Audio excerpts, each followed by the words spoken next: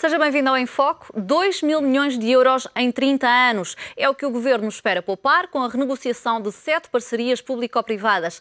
Este processo deverá estar concluído até à próxima semana.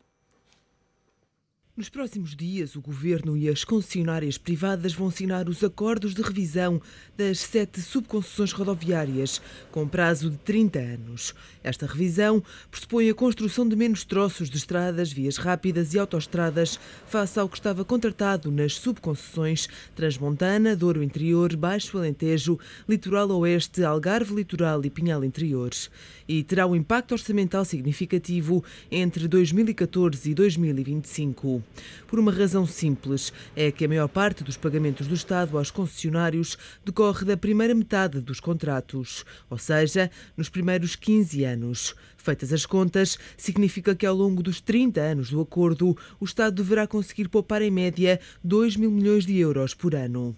Deste valor, cerca de 80% vem das PPP rodoviárias. Aliás, a revisão destes acordos é o primeiro passo de uma renegociação global das parcerias público-privadas rodoviárias. O Diário Económico sabe que as negociações com as concessionárias Ascendi, o consórcio da Mota-Engil e do BES, Brisa e Soares da Costa, estão praticamente fechadas, faltando apenas finalizar a revisão do acordo com o consórcio da Edifer.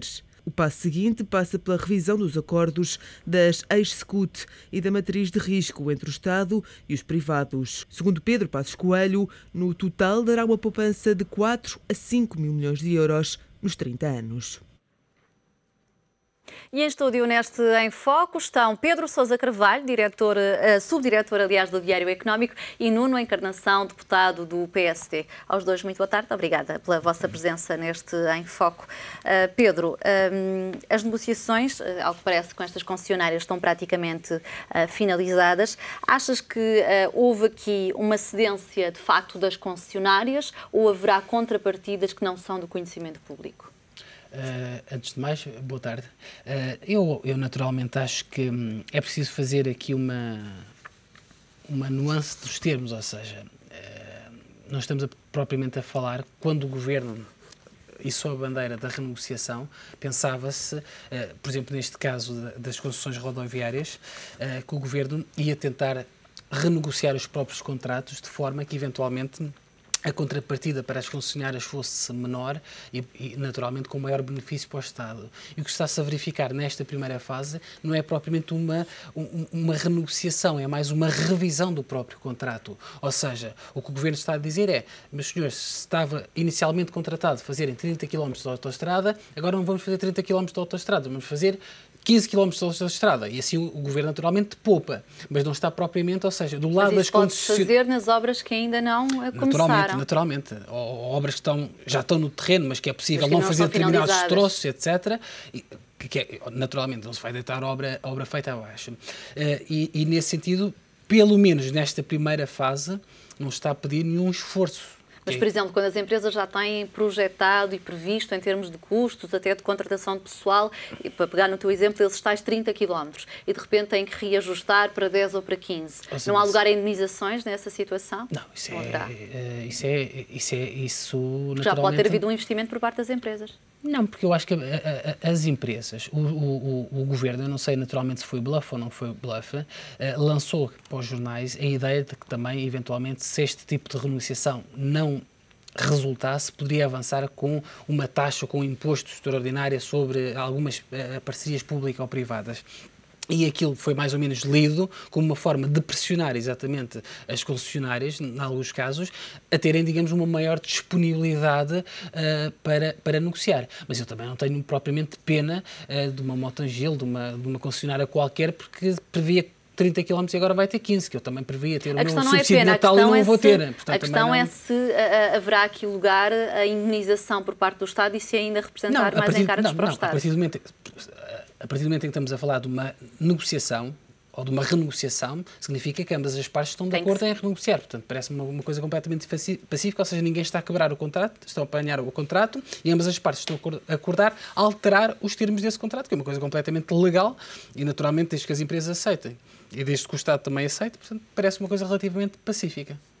Nuno Encarnação, em prol da transparência que tantas vezes este Governo tem defendido e anunciado, os termos destas renegociações deveriam ser do conhecimento público? Veja, eu acho que as renegociações devem ser feitas no âmbito privado. Agora, eu tenho a certeza que este Governo irá pôr tudo cá fora quando tiver conhecimento. Aliás, há um estudo que está a ser elaborado por uma empresa e que esse estudo foi pedido por este Governo, e acho que deve-se começar por aí. Deve-se perceber exatamente o que é que se passa, porque, vejam uma coisa, até hoje nós não sabemos ao certo quanto é que custam os PPPs a este país, o que é uma coisa inacreditável. Ou seja, durante os últimos 6 anos do Governo anterior, José Sócrates, ninguém, pelos vistos, fazia contas a quanto é que isto iria custar. Toda a gente tinha percebido que este país não tinha... O Tribunal de Contas fazia, só que ninguém ligava nenhuma. Não, o Tribunal de Contas fazia, mas mais, havia omissões ao Tribunal de Contas deliberadas. Há um relatório do Tribunal de Contas que apontava uma omissão de 700 milhões de euros, que dizia que não havia visto, se fossem detectados e se fossem tidas em conta tudo aquilo que foi escondido ao Tribunal de Contas, ao próprio Tribunal de Contas, é evidente que não havia sequer visto prévio sobre isto. Por isso, veja a situação em que isto estava. Nesse caso, Pedro Passos Coelho chegou a dizer que houve uma negociação desequilibrada no passado para o interesse público. Não foi só Pedro Passos Coelho. Não foi só Pedro Passos Coelho. Foi uma das pessoas que disse. Eu estou na Comissão de Inquérito das parcerias. O próprio Presidente do Tribunal Constitucional também disse que deviam ser apuradas responsabilidades. Todas as pessoas que nós ouvimos diziam sempre, na sua essência, que havia um desequilíbrio brutal entre o Estado e os privados. E a questão é, deveriam ser apuradas responsabilidades? Por isso é que há uma comissão de inquérito a decorrer na Assembleia da República. Eu acho que devem e serão apuradas as responsabilidades, não tenho dúvidas disso, porque eu não quero acreditar que as pessoas tenham feito tudo isto sem saber o que estavam a fazer. Ou seja, se há responsáveis políticos, é preciso também que haja responsabilidade em tudo isto e que haja uma mudança de paradigma naquilo que são as responsabilidades políticas de cada um. Se há responsáveis políticos e que lesaram deliberadamente o Estado, esses responsáveis têm que vir cá fora perceber, e toda a gente tem que perceber, porque é que isso foi feito. E acho que devemos ir até às últimas consequências para perceber isso. Mas eu não quero ir por aí, porque é evidente que esta comissão de inquérito vai ter as suas conclusões em meados do ano que vem, porventura. Aliás, foram aprovadas 186 audições, agora entre setembro e abril do ano que vem. Vejam bem o número de pessoas que nós vamos ouvir e que nós vamos querer inquirir para perceber o que é que se passou aqui de errado, porque são milhares de milhões de euros que lesaram o Estado português. E por isso, aquilo que achei correto neste Governo foi o seguinte: para já o Governo, em março deste ano, fez logo uma alteração do ponto de vista legislativo naquilo que é, no futuro, como é que vamos fazer as parcerias público-privadas. E vamos ter aqui, aliás, foi decisão do Conselho de Ministros de 22 de março deste ano de 2012, em que foi aprovado um novo regime jurídico das parcerias público-privadas. Isto começou por aqui. Segundo, nós percebemos que a Troika, a OCDE, aliás, recentemente, chamou a atenção para a influência política na Não é só chamar a atenção, apontaram erros gravíssimos. Não é só dizer os senhores têm que cortar aqui, não.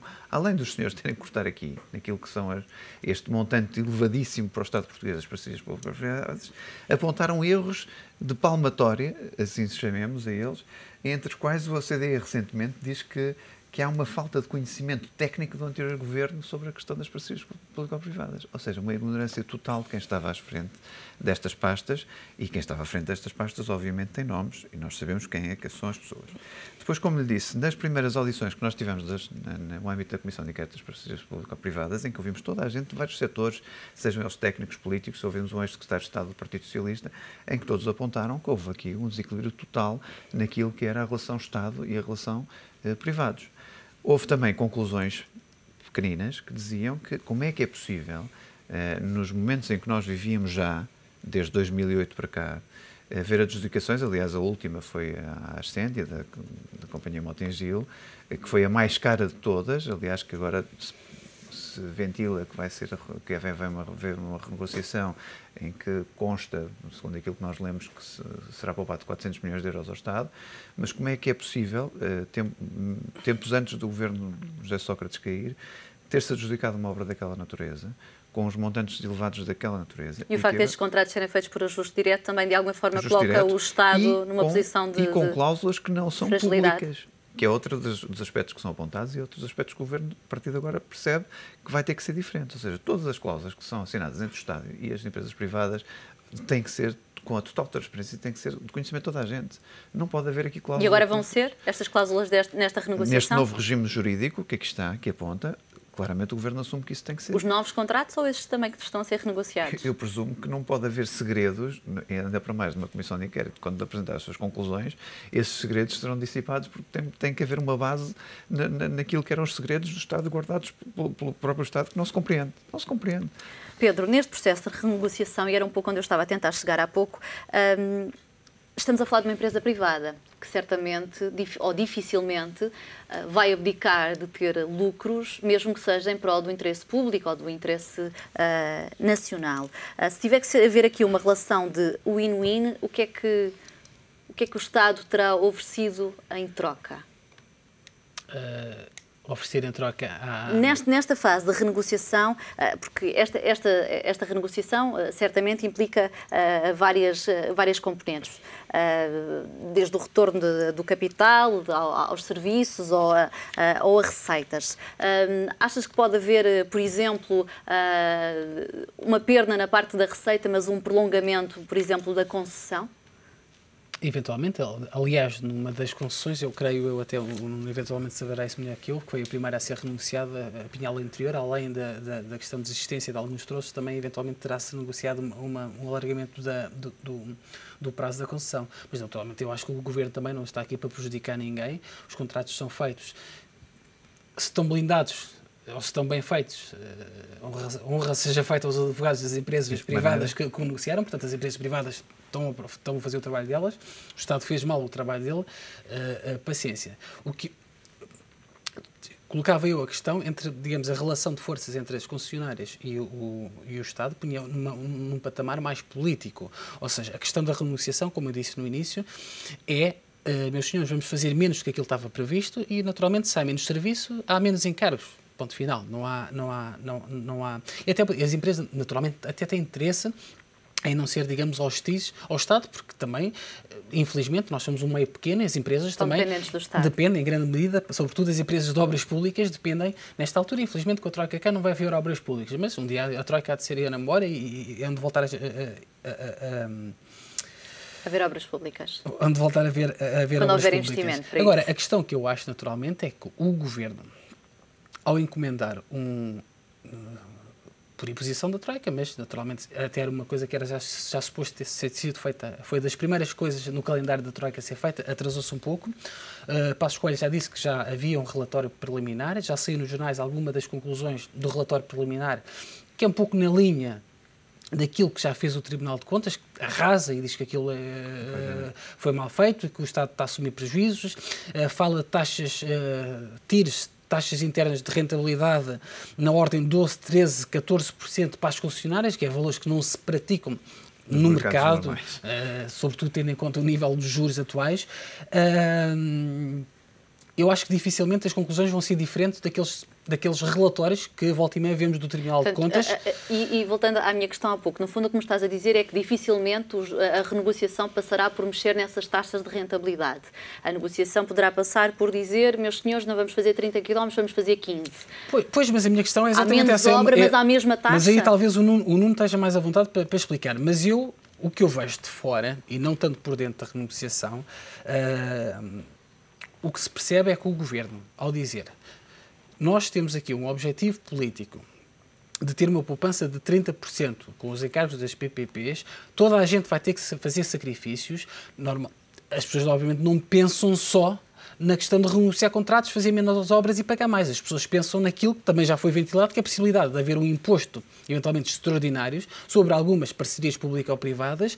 Obviamente, tecnicamente, não é fácil fazê-lo, porque como o próprio Tribunal Constitucional disse há relativamente pouco tempo, é preciso respeitar o princípio da equidade, e a equidade fiscal, obviamente, não se pode criar uma tributação para um grupo específico de empresas, mas alguns jornais, a citar alguns, não identificados, mas a citar algumas fontes do Governo, aventava uma das hipóteses que é eventualmente criar-se uma taxa, um imposto extraordinário, por exemplo, sobre pagamento por disponibilidade que o Governo faz às concessionárias.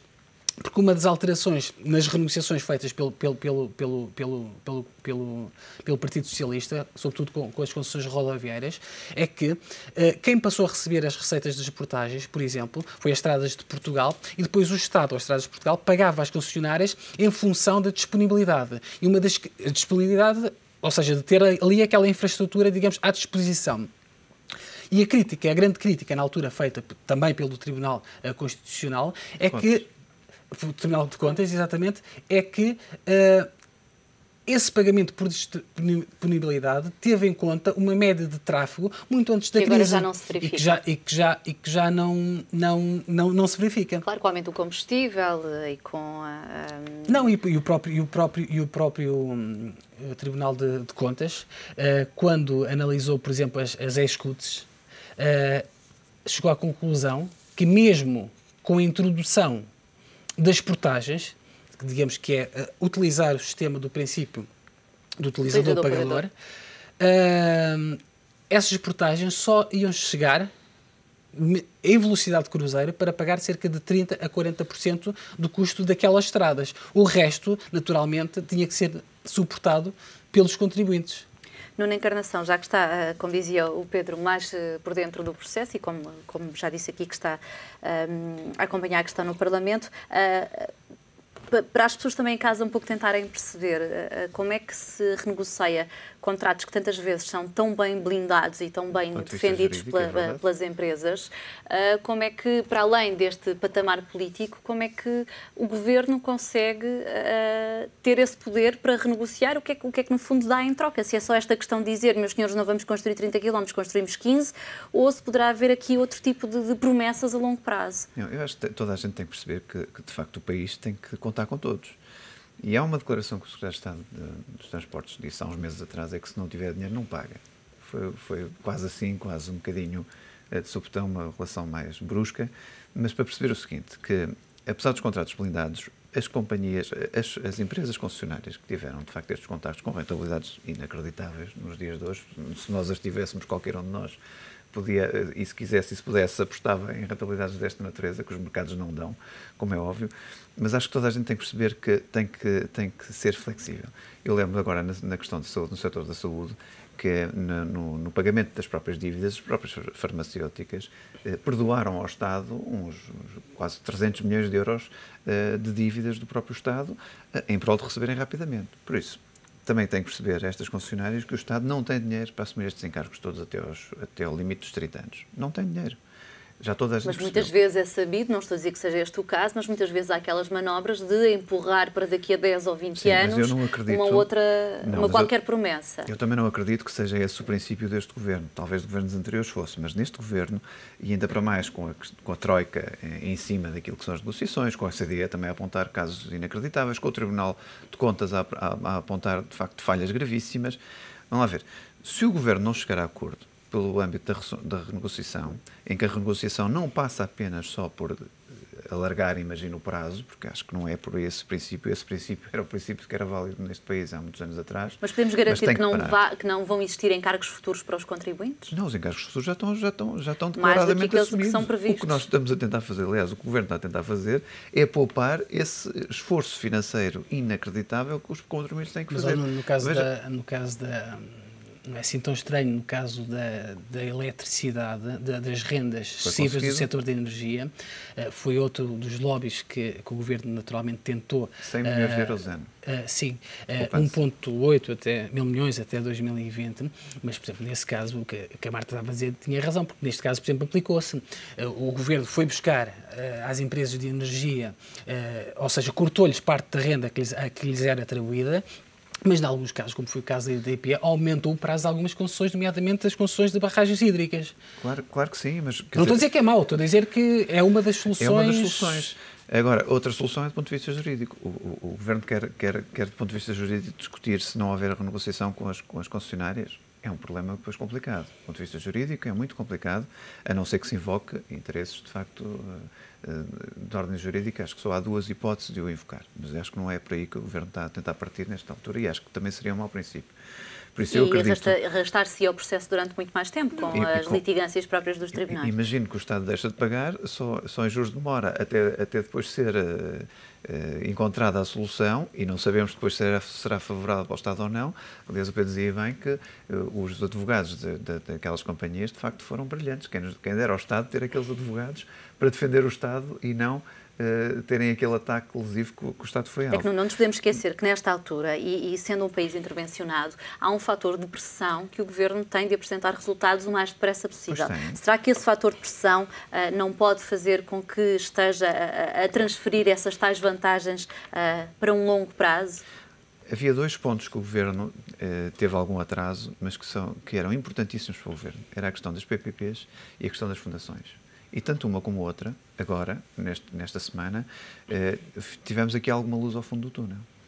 E eu acredito, mesmo assim, que seja possível, em tudo as pessoas têm que sentar à mesa e têm que renegociar. Acho que o principal princípio tem que ser este.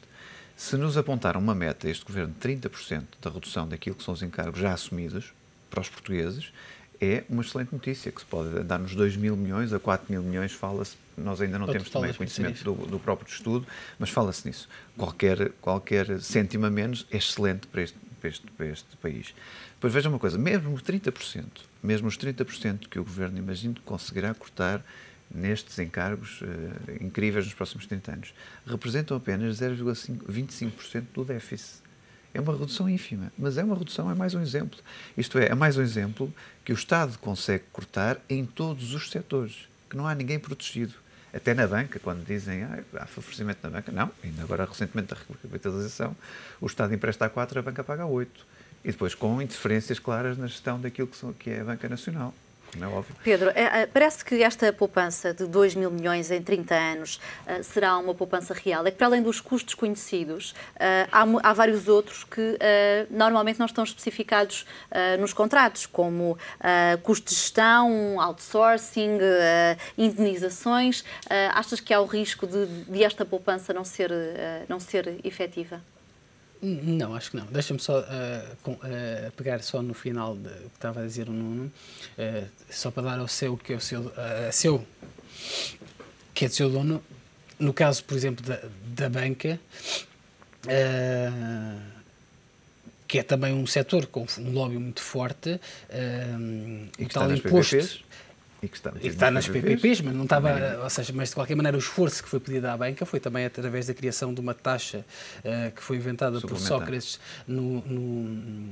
creio que foi no ano passado, ou há 2 anos. Em 2010, se não tenho e que os bancos tiveram que pagar, aquilo é pago anualmente, tiveram que pagar agora e rendeu uma receita de quase 200 milhões de euros, apareceram agora nos dados da execução orçamental. E, portanto, a partir do momento... Acho bem que a banca paga, o setor da eletricidade paga, há quem diga que podia ter pago muito mais. Portanto, a partir do momento em que as fundações, eventualmente, com o relatório publicado hoje, também são chamadas, digamos assim, a prestar contas, eu acho que, naturalmente, este princípio, não só de fazer o inventário daquilo que são os gastos do Estado com cada um destes setores, mas esse princípio de tentar, digamos assim, poupar qualquer coisa em cada uma delas, é importante e, naturalmente, é moralizador, porque naturalmente as pessoas sentem-se que, digamos, não é sempre estão todos a contribuir. Não se vai sempre ao mesmo bolso. Em relação à tua pergunta, dificilmente consigo responder porque não tenho, ou seja, nem sequer conheço os contratos feitos entre as concessionárias da autoestrada e o Estado nem sequer são contratos públicos. Público, claro, a questão é mesmo essa. Mesmo havendo partes públicas, tem cláusulas de confidencialidade, só eventualmente o Tribunal de Contas. Eu duvido que a Comissão de Inquérito Parlamentar possa ter algum tipo também de poder para conseguir... Não acha que pode haver custos escondidos aqui? Não, nós temos acesso aos contratos todos. Uma Comissão de Inquérito tem um regime completamente superior, tem um regime de inquérito, por assim dizer. Nós temos acesso a tudo com a manutenção do espírito de confidencialidade que nós temos, mas poderemos averiguar tudo o que é que se passou no meio disto tudo. Agora, a questão que eu ponho sempre é esta: como é que é possível um Estado de Direito que diz que fazia as obras para o povo, por assim dizer, para ajudar o desenvolvimento do país, não percebeu que o desenvolvimento do país também passava por não ter uma dívida incrível naquilo que foram a questão das parcerias público-privadas. E havia aquela tese que investimento público cria empregos e faz movimentar o país e faz... Claro, se forem investimentos públicos que não deem prejuízo atrás de prejuízo, estamos de acordo. Agora, o que se vê é que em muitas parcerias público-privadas que nós vemos, tanto pelo nível de encargos que nós temos, pelo aquilo que estão nas cláusulas dos contratos, pela rentabilidade que as próprias empresas privadas ou os bancos também aferiram com o acordo do Estado. Ou seja, a sustentabilidade orçamental também não foi calculada? É impossível, por isso nós vamos fazer isto a qualquer preço? Não. Chega uma altura em que não é possível fazer mais. Toda a gente concorda que ligar o interior para a autoestrada ao litoral é ótimo, é excelente, mas há coisas que eu não consigo perceber como é que se conseguem fazer, ou como é que se concebem fazer 2 ou 3 autoestradas em paralelo, concorrentes umas às outras. Para uma passar a 30 km de distância, para outra passar a 40. Isto é que não é possível de entender. Por isso é isto que esta Comissão de Inquérito também vai tentar perceber. O que é que se passou. E também com a auditoria da Troika, acha que todo este processo vai ficar mais transparente para toda a gente? Eu não tenho dúvida que vai ter que ficar transparente. Mas este estudo que nós ainda não conhecemos e que não sei se ainda está concluído, pelos vistos ainda não tem a conclusão final, este estudo para nós é uma arma interessantíssima para nós percebermos o que é que se passou e é um relatório, uma fotografia àquilo que são os PPPs. E saber, ao fim de contas, quanto é que isto tudo custa. Porque ao fim de 6 anos do governo de Sócrates e ao fim deste ano de governação do PSD, CDS, PP, nós ainda não conseguimos aferir, só agora é que vamos tentar aferir, ao fim de muitas contas, quanto é que isto custa ao Estado português. E esta era a primeira E aí é que vai ser possível também avaliar se esta poupança é ou não significativa no meio de tantos custos 2 também. 2.000 milhões, pelo menos, vai ser claramente significativo. Nuno Encarnação, Pedro Sousa Carvalho, aos dois, muito obrigada pela vossa participação neste Enfoque e até a uma próxima. É então o ponto final do Enfoque, que, como habitualmente, regressa amanhã. Até lá.